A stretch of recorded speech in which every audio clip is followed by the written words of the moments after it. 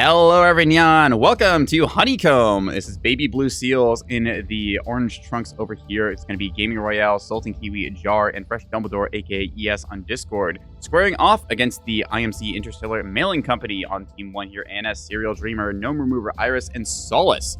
This is going to be Game 2 of their series. It was the IMC taking Game 1. We are playing in the All Hands on Deck tournament this fine Saturday afternoon. So, Seals potentially facing a knockout here. This could be a 2-0 sweep, or it could be a nice even 1-1 tie-up, and then we go into Game 3 to see how they end up doing it. So, Seals, last game, I got a little bit beaten up in a 450 fight. Let's see what they have taken to adjust for that now, as both sides have swapped factions. ANS team, in turn, might be trying to take that same fight and see if they can do it a little more favorably. Seeing currently the Honeycomb deployment, looks like this team here in the blue trunks favoring the right side. IMC is thinking maybe to go for the C point and E point. In turn, though, looks like the Seals are going completely onto that D side rotation, maybe a little bit of the mid side fight here. So we can see a little bit of what we call NASCAR on this map, as both sides just try and push up on the right flank and then turn left. Either that, or they might cap a point and then quickly cut into the midfield and get into each other in close quarters fisticuffs. We'll see just what they have brought to bear in this match, as we're just waiting for them to finalize their deployments and lock in. There we go, 1 minute on the clock. Your reminder, as Vastal loves to say, to drink water and keep yourselves hydrated during these games, and I have to, since casting these certainly does a number on my hydration levels. Delectable water. Here we are.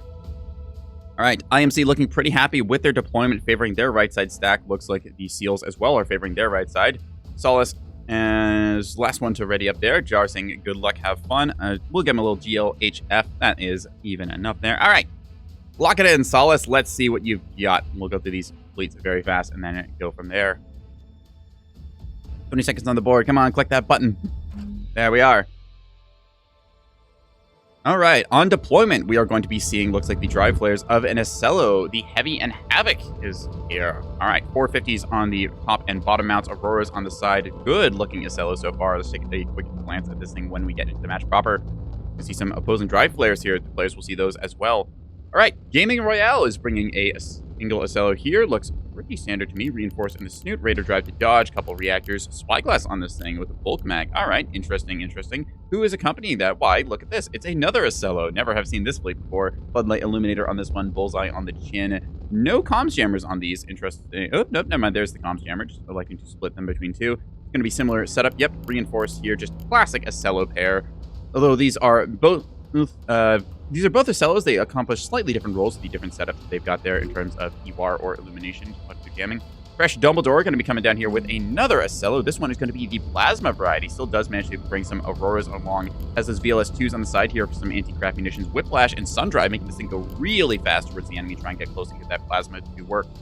Dumbledore is going to be, looks like doing goalie duty here. Single C53 in the nose of this thing, keeping it cheap, and a chaff box on the side here. It's meant to be a very light goalie asset on the B point, basically immovable. No damage control teams. Intel Center and Analysis Anecdote, that incredibly fast intelligence here. No damage control, though. I'm not sure about that one, but we'll see how it ends up working out. 250 Broadsider to go in tandem with that Plasma Acello we saw earlier. Does have a launch pad on the back here. What do you got? Just a singular skip for some radar awareness. Long haul drive here to get this thing in close quarters combat, so going to be the kind of follow-up punch to that Plasma can opener. Jar is running the cap plate, got a multi-mission tug. Yeah, slight variance of. Jar likes to run the beast on this one, apparently, said the one lock radar, and they don't need that. As Huntress here is going to be paired up with one of the shuttles, which is going to be just a fairly simple naked. Ooh, actually, this thing is Sundrive and Huntress. Interesting stuff here. There's going to be a forward radar scout trying to secure that E point, going to walk right into the ANS formations. Jar's got themselves another one of these multi-mission tugs over here on the D side of the map, and we'll see that down below here on the B point. Looks like they got a third one going to capper that. Thing is got mines in it. Never mind, not quite a multi-mission tug. Nice to see a little bit of variances there, going to play some mines to protect that B point. All right, they've got themselves a cheap little capper here, T20 Pavise and Chaff Box. I hate that people put the T20 at the bottom. You got to match it up that way the Pavises and arc naturally with it. A little combat tech there you can do.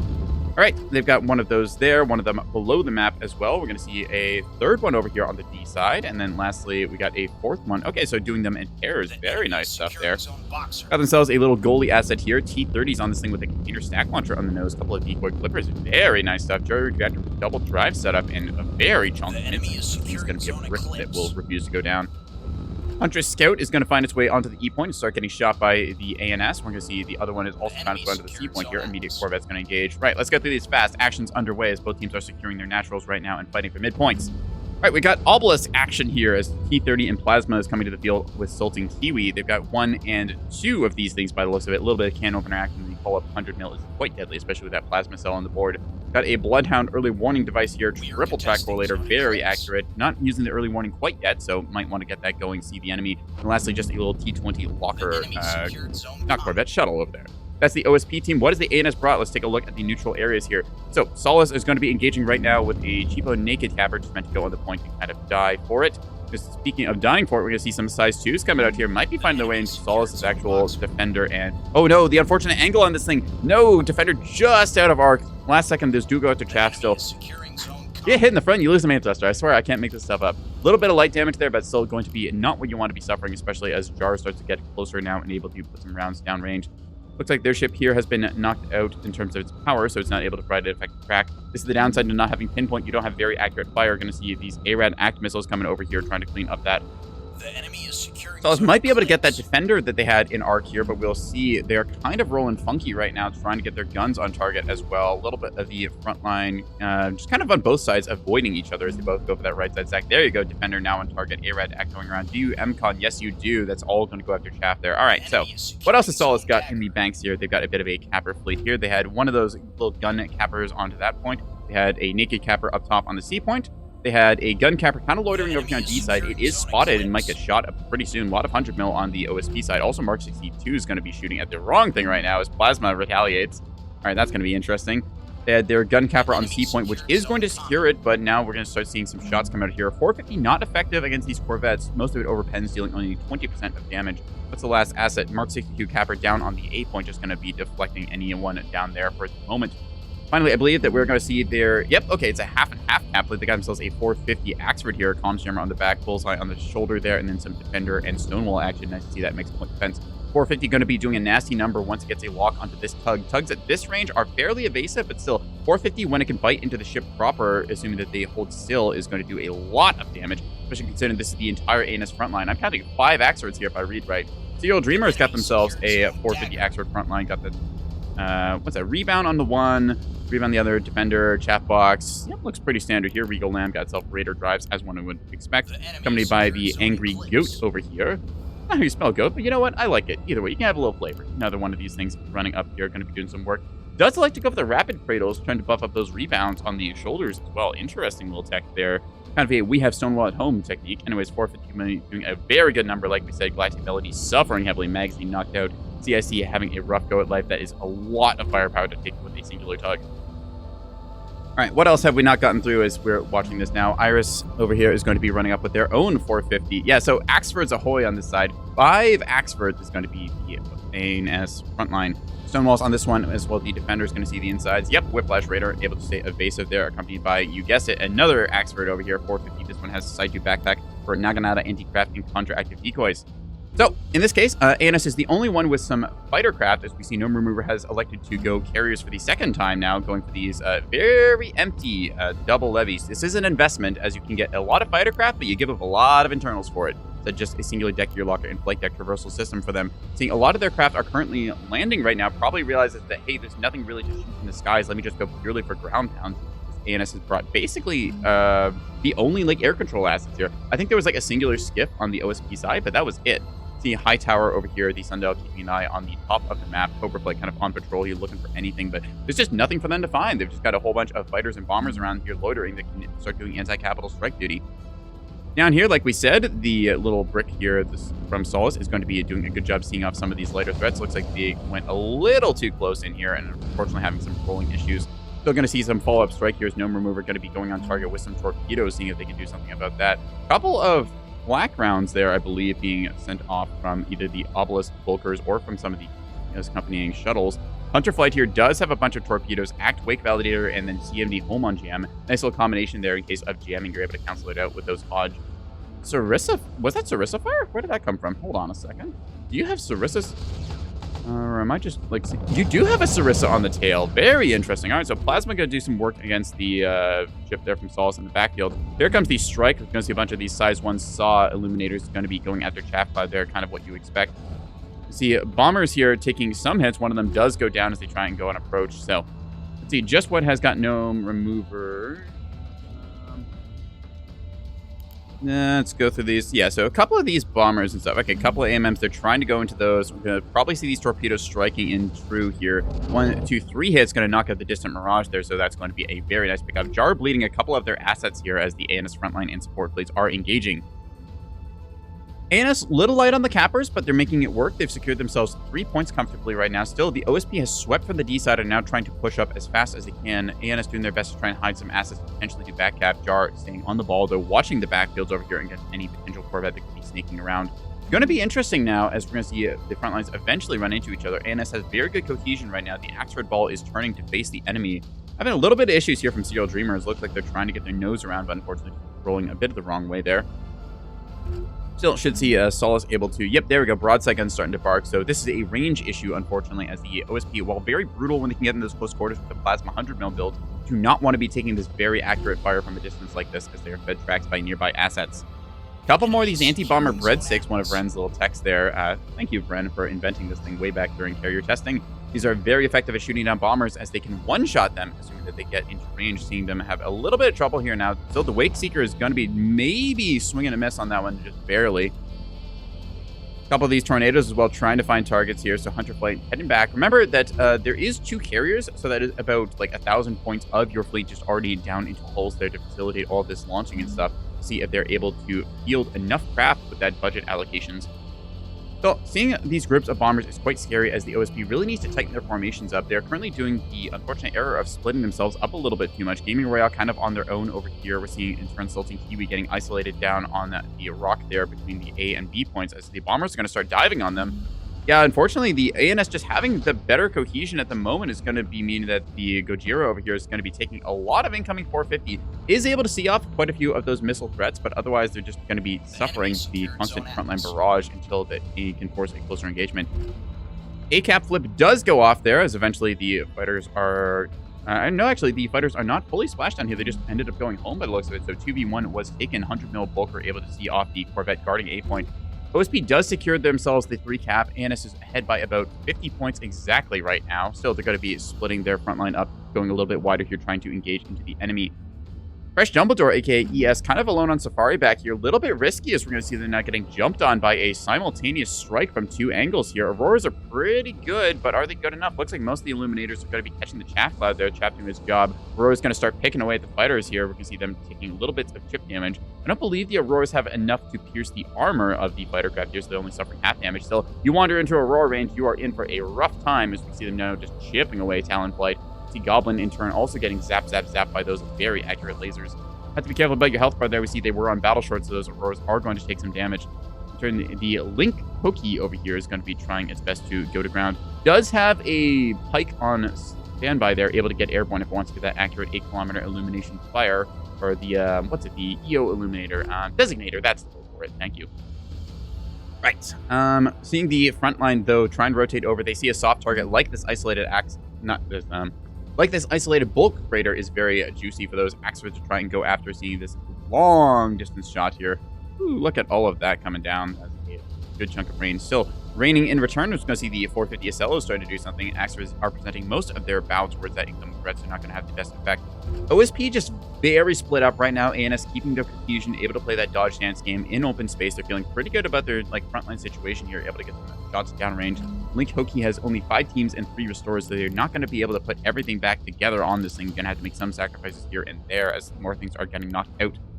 They lost the internal hangar here, which had quite a few strike craft, and an interesting little choice here, using the small hangar and the singular hangar internal. I'm going to go for more backpack space. Not sure if that's the right call or not, but it's an interesting little tech that we see on display here, so might be good, it might be bad. We will find out if it ends up working or not. Mines here might be catching the B capper coming over here. The Vast clone has taken quite a bit of damage from something. Hard to say exactly what. I think that was Dumbledore in the backfield here, maybe with their gun. This thing has been seen off pretty well either way. Oh, maybe, yeah, Sultan Kiwi over here looks like they had found that ship and lit it up with some of that 100mm. All right, Strike is going out here against that wounded Bulker. They see a target and they want to eliminate it. Let's watch all of this Strike go through. Yep, kicking a Bulker while it is down. A whole bunch of these SAW missiles going to be finding their way in, as unfortunately Chaff has not been deployed ahead of that. So Link Hoki over here suffering heavily. Still, it is out of the immediate line of sight of those 450 Bulkers, but might be drifting out into the line of fire.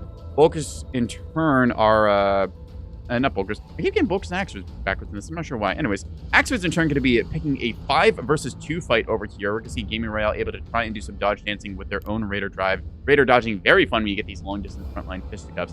450 has been the name of this series. Both teams just seem to love that caliber of throwing at each other over this like 9-kilometer distance across the kind of midsection of Honeycomb here. Check that radar line. Yep, there you go. Just on that like 9-10 kilometer marker there. All right, Grizzly Flight is airborne, and they have got themselves quite a few of these torpedoes. Nice little variety of armaments there. Going to see if they're able to catch Dumbledore down here or not. These things should be coming around the corner. Still, they're walking into Aurora range by the looks of it. That's not going to do well for your health bar. I think the Sarissa as well is in arc, going to be picking off 1 or 2 of those bombers. Yeah, bombers are getting the torpedoes, and Aurora's not the most efficient against this. They can burn themselves out, but still, they're getting some pretty good deflections. A couple of these might be going into the rocks. One of these will just find its way into the Coralette. Doesn't seem to do that much damage, though. Might have gotten a bit of an odd angle into that. Just, yeah, hitting basically nothing there. So Dumbledore kind of isolated down here. Sultan Kiwi took a bit of the hits there, and Gaming Royale's just been trying to play the dodge dance game. OSP is very split right now, but they do hold map control advantage at the moment for the caps. Which means that they have to do... Well, the ANS has to do something soon to get themselves that cap. Anyways, Joker Flight is going to be trying to get on target here. Sarissa and Aurora is going to be continuing to go off. Gnome commenting about how their greed is being punished. Yeah, trying to go for the full greed build to afford 2 levies does mean that you're going to give up a little bit in terms of your strike potential, having to run less of your budget there. ANS is currently doing okay on the frontline fight, but they are suffering a little bit on the map presence, getting themselves kind of boxed into, like we had seen in the previous game with ANS, kind of boxed into like 1/4 or 1/8 of the map as Gnome is having to like run over here. ANS has a lot of strength in this frontline presence, but a lot of their lighter assets kind of getting seen off in the backfield here. Mark 62 is not really able to do much against these heavily armored monitors. I don't think they can even pen the armor of those with the Mark 62s. 120 has only 45 centimeter pen with its AP round. I believe that these monitors on a flat base have 48 centimeters armor, so they're just going to lap it up. Yeah, Solace is only 2 of the fast cappers here. It's just Axeroad Ball. Better try and see what we can do. They're asking, what did you hit with size 1s? Yeah, size 1s should not have enough to actually do damage against a CIA monitor like this. Just the 48 centimeter armor being a little too good there. Sultan Kiwi guarding the backfield here with their nice 100 mil plasma bulker here, just kind of occupying this area. Going to deflect any of these lighter threats that want to be moving on towards B point. A little Clipper decoy over here just to keep anyone who would wander that way honest. More bombers here trying to come around, but looks like some 100 mil is going to be finding a couple of them doing a bit of damage there. Joker Flight also trying to go for a strike here, seeing what they can do. These are just set to anti-air duty, so probably just going to try and go in here and distract the jamming pod, see if Cleaver Flight can get something done. Remember, all those bombers that we saw getting fled are going to be very, very important, as it means that you will have a limit to how many payloads you get off. There's a reactor bloom in the backfield here, as we're going to see maybe a strike finally landing. Yep, that's going to be 1, 2, and then 3 torpedoes. There we go. Good effect off the boosted. That's going to also be very devastating right now, so they're going to be wandering out into the Axever's line of fire. They put their nose towards the enemy to try and tank a little bit more of this, but are getting heavily shot up for it. Yeah, this Bulker is structure broken, so all of the Axevers now rotating to try and keep this thing while it is wounded. See if they can't get some work done there. Cleaver Flight is able to disengage and move back. Looks like Cleaver and Broadsword split off there. Take a look. How much does Gnome have left in their carrier right now? They got a couple of bombers doing some pre-flight, a couple of them doing some repairs and stuff. So Gnome getting a little bit bled on some of those bombers. They're not quite able to get up sufficient mass that they might want to do some strikes against more intact DD nets later.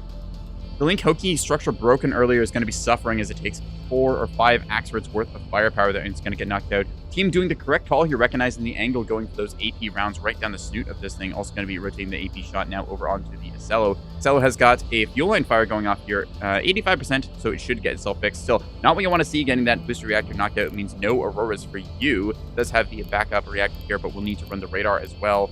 Fuel line fire is fixed there. They're desperately trying to get this thing to repair, but unfortunately looks like it is, yep, forced a scram there. I believe that was a reaction to a fuel line fire, maybe the reactor going off. Possibly a false scram there. You had to be careful, because remember, scrams do not fix fuel line fires. OSP is starting to pull ahead. Gaming Royale maybe hanging out a little far in the back here, trying to play that long-range game here in turn, but might also need to be the resilient front line, as currently just OSP has isolated themselves in 3 different areas. ANS is doing the right thing right now of picking one of those, trying to aggress onto it. ANS in turn needs to start pushing up a little bit soon, though, as they are starting to fall behind a bit on points as we are entering that range where we are approaching the end of the second quarter here of the game, approaching that third halfway point of 500 points. Missiles ahoy, as a couple of these are going to be seeing off some of what Cobra Flight is trying to do in the backfield here. Yeah, Gnome trying to see what they can do against some of these other split off assets, but even though Jar did bleed like 4 of their ships, they lost a couple of well, they lost 2 naked cappers, which is kind of expected. They lost one of their little gun cappers here on the 8-point fight against some missiles. They lost their multi-mission tug, which face-checked the entire enemy front line. Jar is still pretty healthy here. They've got a couple of these light movers that can kind of get around the point to control these areas. In turn, the ANS, they have got a singular unarmed ship here in the back, just a chat box, a defender, and a dream. No! Oh, that's unfortunate. Without the CIC, this thing will not be able to contest a point there against anything that is armed. It is also taking some 100 mil shots here. Jar, unfortunately, not quite able to get the radar track they want, just firing willy-nilly with that Huntress, not able to get a good lock at that distance there. Still is able to jam and isolate that asset. So it means that Solace just has like one Corvette that is currently being locked up by a 100 mil Volker. ANS might see some critical asset bleed in the form of losing their entire cap plate and then making themselves quite susceptible, as the Axers will have to do capper roll and then split off, seeing if they can control the map. Dropkick Flight is looking to do some of that, living up to their namesake. We got a bunch of torpedoes here, hot and ready. ARAD validators along with some CMD home on jams to see if they're going after Sultan Kiwi here, who is on track, so you can easily allocate your strike to this thing. This could be another pickoff here, trying to isolate some of these bulkers and then take them down is the name of the game for the ANS right now. They want to make sure they can bleed everything the OSP has and then step onto the caps, give themselves 3 caps, and then win that out in the later stages of the game. Dropkick Flight is getting a little close for comfort right now, entering into Pavis range. A couple of those shots are going to go off. Torpedo bombers have not committed quite yet, as a bunch of these missiles also going to be coming out. Might be bleeding some of these things out. A couple of hits there going down. We're going to see some of them dropping their torpedoes. Going to be deflected by the very good Pavis coverage coming out here. Yeah, a lot of Pavis on this thing firing off now. I think they hung on a little too late. Unfortunately, they hesitated. Now they're just trickling their bombs in willy-nilly. Going to be handily deflected there. That's unfortunate. Ooh. It's entirely possible the ship did go behind cover and was just no longer on radar, so they lost their attack orders. Yeah, no, I'm not going to be finding the strike they want. They're just trickling in your torpedoes like that. Goes to show why you need to get these critical mass strikes of, say, 4, or even if you're on OSP side, you can get up to 8 bombers. I suppose you could do that with dual levy, but it does take a little bit. Backfire going to be trying to come out here. Might be teaming up with Dropkick, see if they can go for another one. Dropkick still does have 2 bombs left in the bank, but looks like they are RTB currently. So considering that torpedo expenditure and the number of bombers that Gnome has left, this is not looking the greatest. Still, 2 Axers going to be making their ways forwards here, going to be trying to push onto the C point. Gaming Royale in turn going to be caught a little bit on the odd angle as they were tanking against some of the Serial Dreamers ships over here, as well as Solace's. So that's going to be a nice little L-shaped ambush there, going to catch them in the broadside, which is very effective against ships here, especially with that bulk mag. You knock that thing out fairly fast. That is the only ammunition on this ship, so if that thing goes down, you are in for a world of hurt as you cannot fight back. Fresh Dumbledore all but skeletized down here, trying to keep some of their ship together. Unfortunately, looks like they don't really have much left in this thing. Just a whiplash drive they're trying to fix, and then an aux steering. And they got reinforced CIC up top. They can keep things alive there. Still, no ammunition left on this thing means that it will not be able to fire a shot in anger. Never really got itself into range, so it's suffering heavily this game. Take a look over here at the bombers. Looks like they went in for a strike, and Sultan Kiwi just deciding, nah, try me. Not very effective impacts there by the looks of it. Still, the 450 going to be doing something as they're getting a little bit boxed in. Now, Iris up here realizing that there is a threat below them, they can quickly jump on, rotating their guns over, hitting this thing as it was distracted, dealing with the fighters. I don't believe that the plasma guns are operational. Yes, 1 plasma gun is knocked out. 2 of them actually, though, might be able to fire here, assuming this thing does not have plasma issue. Oh, that's unfortunate. Yeah, power issue is going to be here as the civilian reactors got booped earlier on. Does not have enough power to fire off all the plasma it wants to into these ships. ANS did a good job taking a favorable front line. They worked a little bit of the enemy front line down, and now seeing as how they had to split up and isolate themselves, they're going to be trying to jump on and capitalize that, seeing them resecuring that C point there, making sure nobody is allowed to touch that. Still, that does not secure them a 3rd cap yet. We see Serial Dreamer breaking off one of their ships, looking like they're headed towards A point, knowing that Fresh Dumbledore took a lot of damage in the earlier state of the game. Jar over here maybe finding their way onto the carriers here potentially. They still have lost their chaff box, but they're getting some 100 mil rounds downrange. Loath over here, his hangar is taking a bit of hits. This is not the greatest. These things have very light damage control, so if they snipe out something like the magazine, or even worse, the CIC, and run into this thing combat incapable, that'll be an entire carrier knocked out of the game. That's not what you want to be seeing here. You can see very devastating things like this with a T-20 Pavis shuttle jumping on top of a carrier and then shooting down all of the launching and landing fighters with its Pavis, especially deadly against ships that are bingo on fuel and you cannot control, as they will just run straight back to the carrier and get themselves taken out. Ardent Flight is airborne. It might be saying something about this. They have got torpedoes locked and loaded. Let's see if they are able to get on target or if the Pavis will shoot them down. They're wandering a little closer to Pavis range. One of them going to get bled out. 2 torps do launch, though. Let's see if these are effective or not. Going to see... Yep, there you go. 2 good impacts there. 3 as Caltrop comes in from the flank there. Completely skeletizes that shuttle. Sorry. I get these names wrong. I don't know why I'm just reversing everything today, but there it is. So, still had potential there. Going to see how the game develops. OSP is pretty comfortably ahead by 100 points right now. They've got a 3 cap here. ANS can tie it up, but remember, the Neb game can see some very interesting late game capper plays. OSP does still have a couple of their lighter assets versus the ANS. They've got pretty much one light asset just trying to hang around here, kind of in their safe zone towards the E point side, maybe guarding their carriers here as they're worried about potential aggressions. ANS is pretty handily winning the frontline fight as Fresh Dumbledore is all but dead with their single Ocello over here, and their liner was skeletized earlier on. Solace over here is looking pretty healthy with their Axford. We're seeing the Angry Goat over here doing pretty well as well. A little bit of damage dealt here as the Mastodon squares off against it, trying to do Plasma and 100 mil, but still, OSP not able to get that close range engage they want, trying to go for the Plasma, 100 mil, and 250 strategy, and ANS just not giving it to them, instead electing to go for a group of 5 Axfords to see off any aggression. OSP not quite getting the close quarters fight there, but still, they need to consider like what was the situation of the game. Had they secured a 3 cap, and if so, where was the ANS going to be forced to push, and can they force them to move into unfavorable terrain and then engage? Instead, ANS wisely took these shots at anything they could that was out in the open.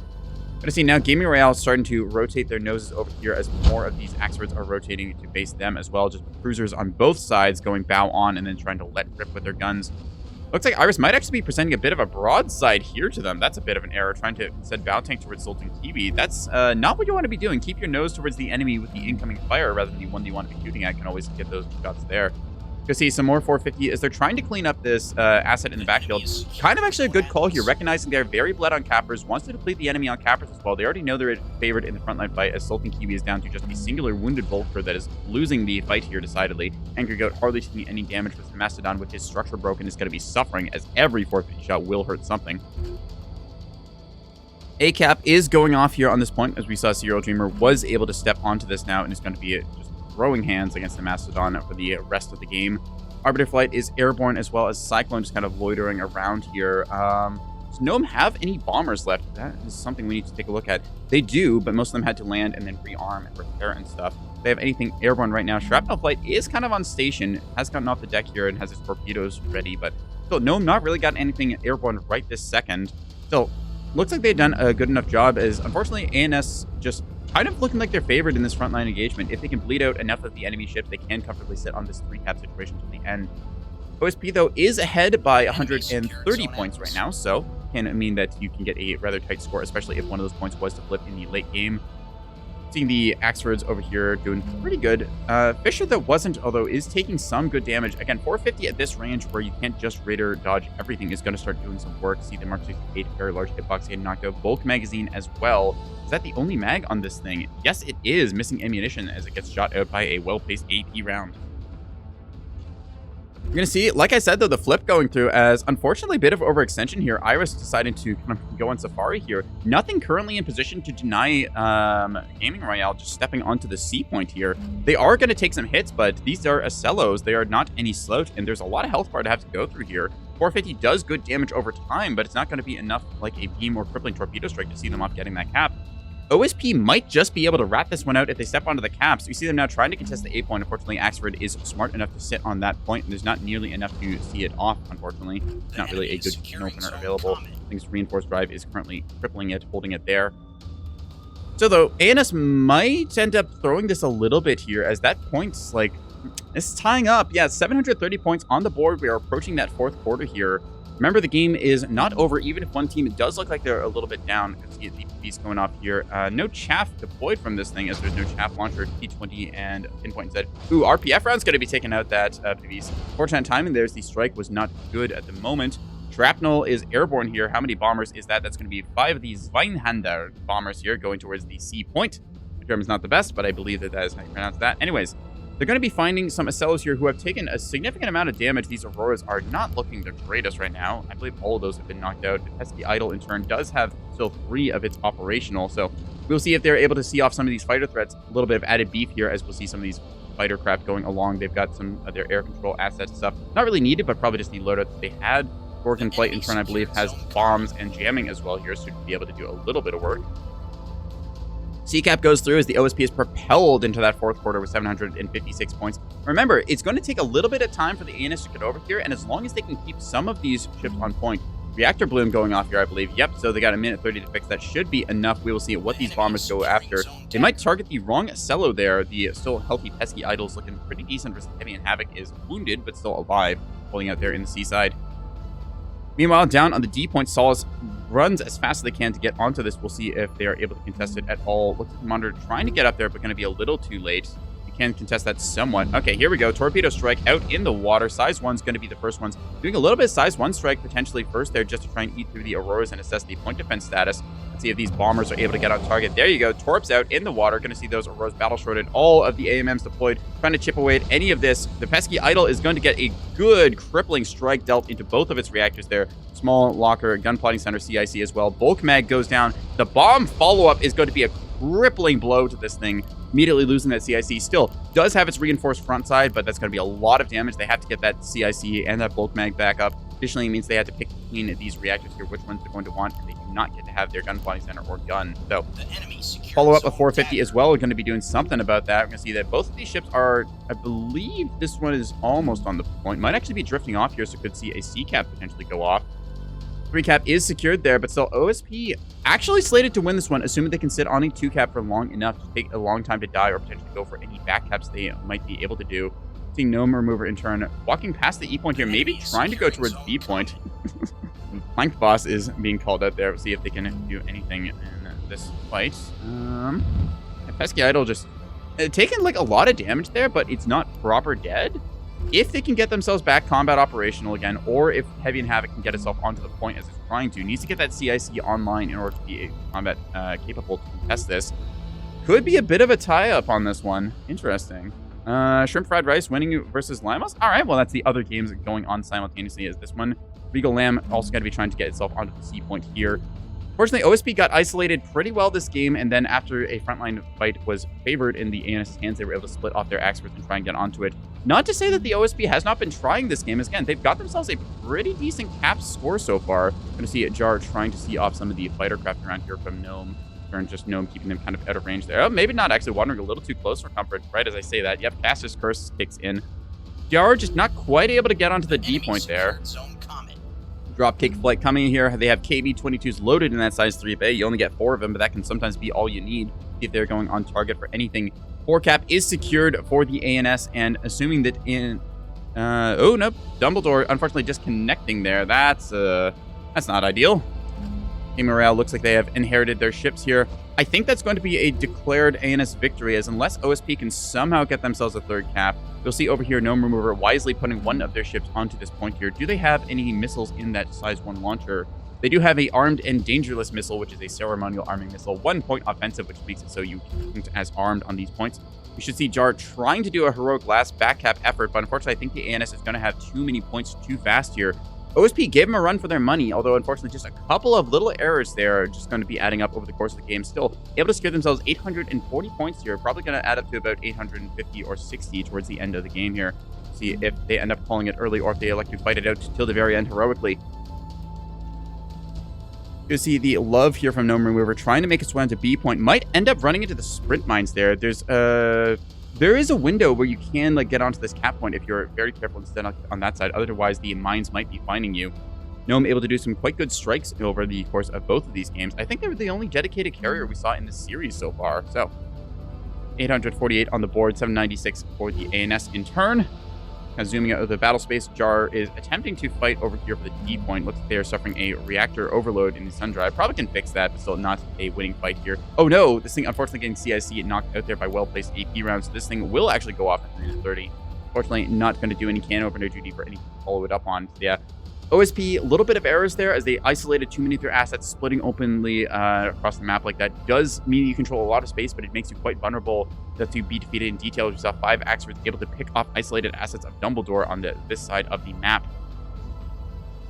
In terms of action, not really too much going on up here as we see over here. Gamer Royale just going to be refusing to die for as long as they can. Unfortunately, the experts are on station here, going to be firing all the 450 they can at various targets. 450 AP rounds out here going after a lone shuttle, possibly just not getting the identification on this thing, or maybe just not having any ammunition left. Let's actually check. Where is this one? Should be a Serial Dreamer. Ammunition, yep, bingoed on HE. The 450 experts have definitely put in the work this game as they've been pretty much firing non-stop since they first came into contact with the enemy, which is exactly what you want to be doing with these heavy sustained combat capital assets. Jar trying like a hero to get onto this point. Unfortunately, over here, the Loathe is on station, like we mentioned before, with that arming missile, so we'll be able to contest this evenly. A couple of shots here also coming in. Looks like some RPF rounds still alive. Yeah, there you go. Solace in the back, the Tiny Brawler doing some police duty, making sure that they cannot have these OSP ruffians taking their point from them. See if anything is able to happen, as now ANS has pulled ahead in the points score. I think we're just going to mostly watch this one play out. Looks like, unfortunately, this is going to be an ANS victory here. I don't see a way for our OSP to really pull this back with the cap situation. So I will give them credit for holding out as long as they did. Very close here. A little bit of experience difference between the two teams. Baby Blue Seals kind of living up to their name, as they are some of the newer but more up-and-coming players. Able to put a very good match on here, contesting against some more of the, I'd say this kind of more... I'm not sure if experience is the best word, but yeah, a little bit experience, a little bit more the veteran squadron there. So goes to show that rank is not everything in Neb, but you can get some quite close games like this, as 872 points on the board versus 900 is where we've reached right now. There we go. Some of the intercept fighters here trying to see out the sprint mines. One of them looked a little dangerously close, as Gnome quickly... Oh, Gnome maybe actually getting hit by that after all. There you go. That's got to be the gut shot into the hangar there. They're able to clean up the rest of them, but Gnome's panic shaft, unfortunately, not going to dissuade that incoming strike. Do they have enough to get on the point? Yes, they appear to there. Just they're barely short of it. Looks like they're going to close this one up. Yeah, so OSP actually getting a couple more points than I thought they would there. Might even end up at a total of 900, assuming that Gnome does not get on that point. We'll see if they end up moving or not. Looks like they're currently immobilized, just not doing anything. Not entirely sure why. Jar trying for a last heroic effort here, see if they can maybe get that E-cap. Looks like they're going after a Gnome Remover's ship here, but are not currently able to fire their gun, or maybe just do not have fire orders. Hard to say exactly on that one.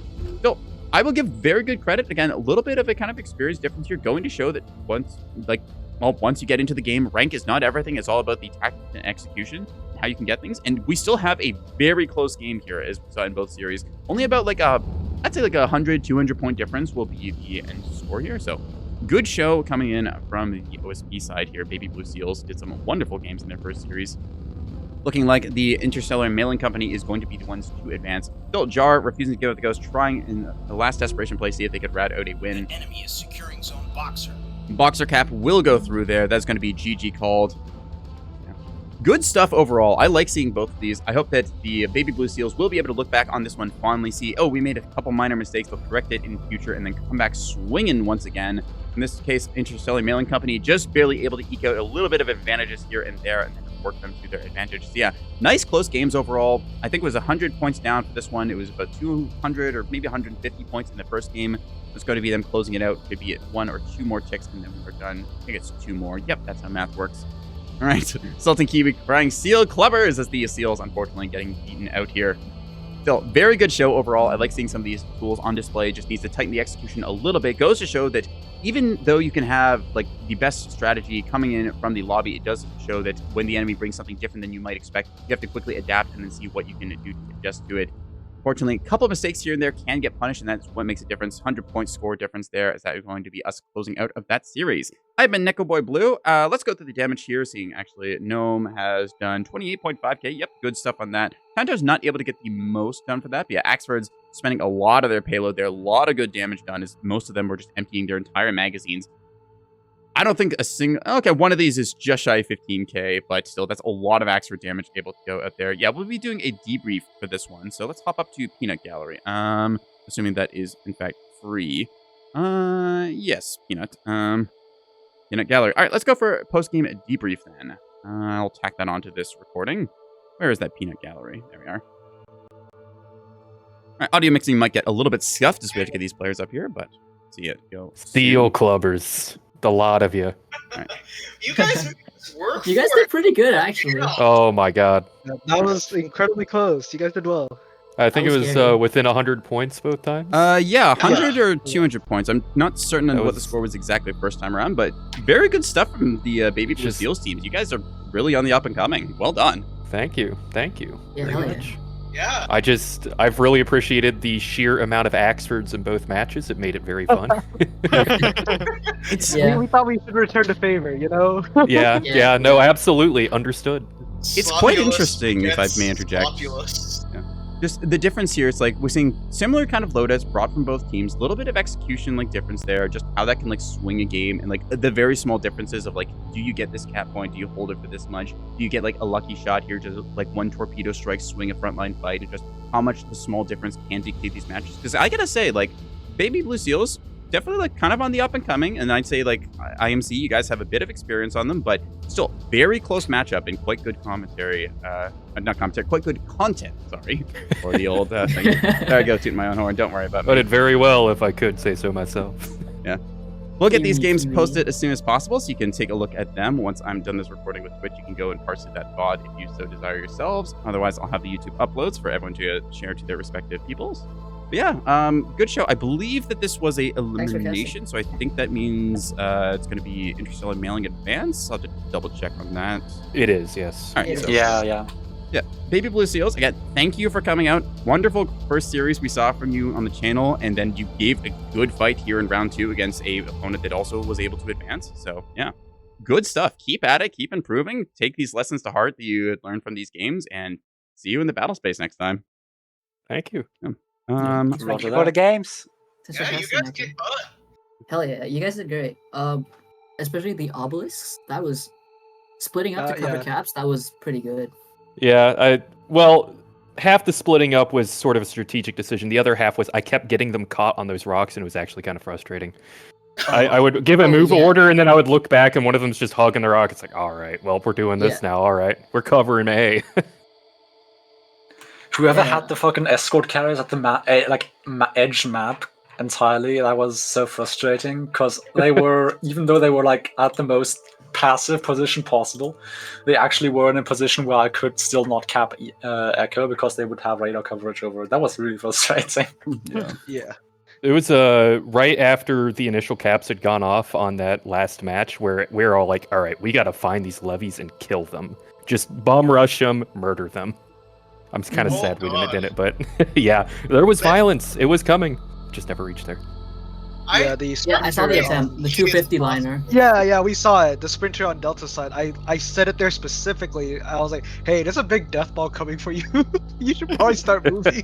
It was quite funny in the deploy phase as I looked at both teams' deployment. I said, okay, this is going to be a NASCAR first half, and then we're going to have a fist fight over mid, and it certainly was. Yep. The classic. The classic NASCAR. Any more commentary to add on to the tail end of that match? I do actually.